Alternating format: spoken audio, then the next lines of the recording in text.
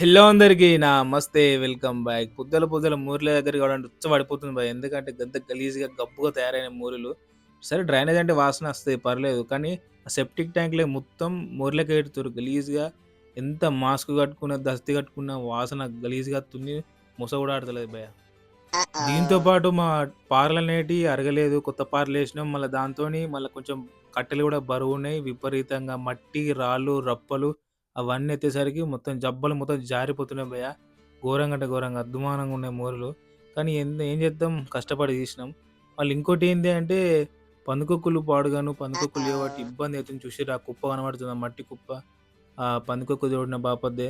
అది చేయబట్టి బాగా ఇబ్బంది అయింది. ముచ్చట ఎప్పుడు మర్చిపోయినా ఇదేందంటే చిన్నపాటి కంప్లెయింట్ అన్నట్టు.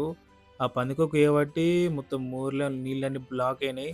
సో, మెయిన్ ఎంట్రన్స్ దగ్గరనే పందికొక్కు అనేది తవ్వింది. ఇగ నలుగురం వచ్చినాం ఈరోజు. ఇగ కింద మీద పడి మొత్తం తీసేసినాం. కొంచెం మీద మీద ఏమన్నా ఉంటే తీసుకొనొస్తున్నాం. మొత్తం మట్టి తీసేసినాక కొంచెం నీళ్ళన్నీ పోయినంక అండండు పేరుకపోతది. అది కూడా తీసేస్తే కొంచెం వాటర్ అనేటివి ఈజీగా ఫ్రీగా వెళ్ళిపోతాయన్నట్టు.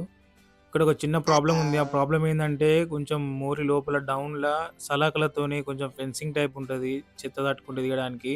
అది మరీ లోపలికుంది. సో, ఆ కట్టెతోని కొంచెం జరిపితే కాయిదాలన్నీ జరుగుతాయి.